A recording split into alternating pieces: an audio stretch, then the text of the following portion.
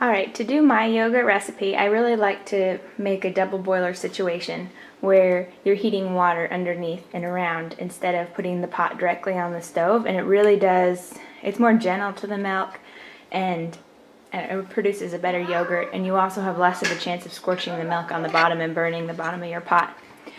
So I like to use a canner, and I put the canning rack upside down, and then I fill the water up to that first line because my pot is going to be really big, but if you're using a smaller pot, fill the water up higher.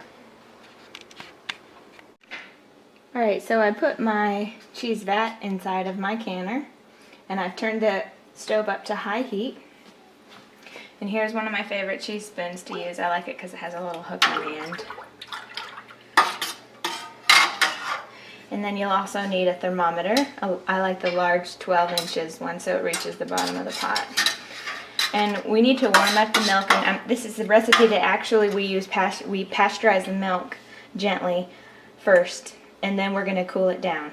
Now, the reason I do the pasteurized, the reason I pasteurize the milk, even though this is good clean milk, is because it makes a really nice thick yogurt, and if you spoon it out, it's really thick.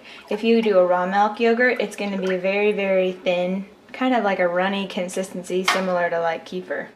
Alright, I've reached 180 degrees, and I wanted to show you, if you, while you're raising your temperature, if you're not stirring it, I recommend leaving this covered, and if you leave it all the way covered without the thermometer in there, it won't form this layer that you get sometimes, or you will get it on the top.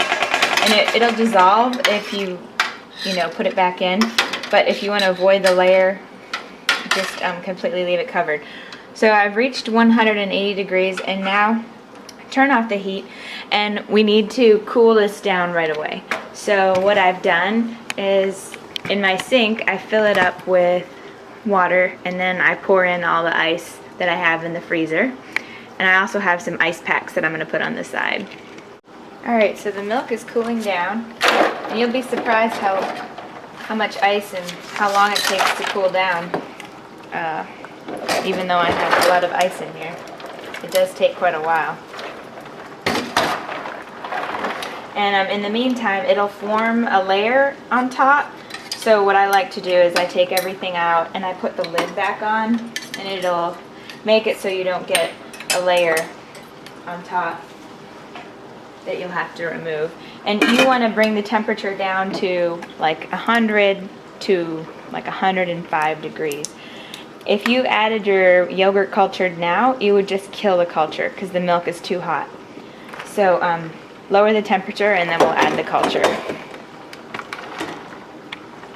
Once your milk is cooled, then you sprinkle your culture on top, or you can use yogurt from a previous batch that you've made, and you can actually use yogurt from the store as well. But you'd want to use a plain yogurt, and you use 10% of your total volume.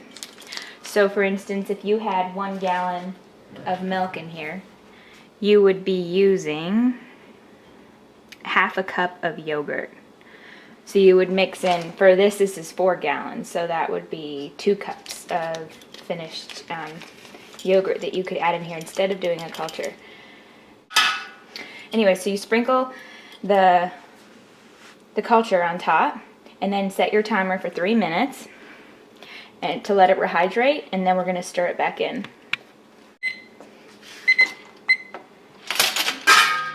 Alright, now we're going to stir in the culture, and you want to use the 20 top-bottom strokes method, the same method we use in cheese making, to incorporate the milk. And it's just counting 20 times and making an O shape in your milk. So it goes like this. What you're doing is you're turning the milk all the way from the bottom to the top.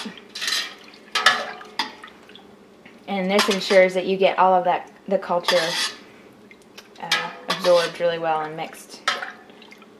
Because if you just turned it this way, you're just mixing it at the same level instead of combining it throughout the milk.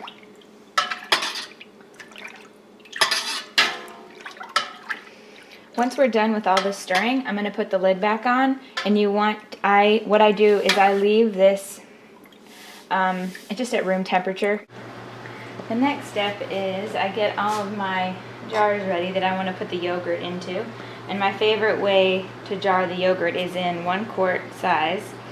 And the two important things you need to know is that it's yogurt and then the date you made it.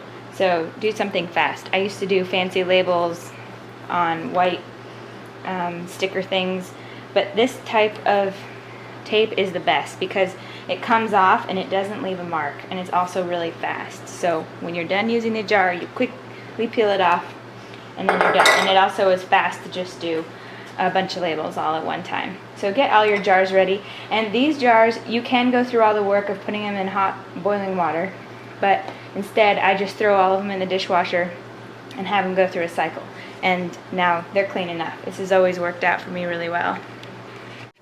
I'm going to show you how simple it is to jar your yogurt. So this has been sitting for 2 hours, and you just want to stir it a little bit because it's regular raw milk that hasn't been homogenized, so the cream floats to the top. So before you jar this, you really want to definitely stir it really well. Stir it a couple times. And I really like these funnels. It makes the job a lot easier. And just take it and pour it in these jars. So very easy. I'm going to show you about where I get it to. You're not canning this, so it doesn't matter if you go all the way to the top or if you leave an inch. So I'm going to get all these filled, but that's all you have to do. And then this goes into a warm environment to incubate. To incubate your yogurt, you have 2 options. I love to use the Excalibur dehydrator because it keeps a constant warm temperature that you can set. Your other option is to put all of your jars in the oven and turn it on your lowest temperature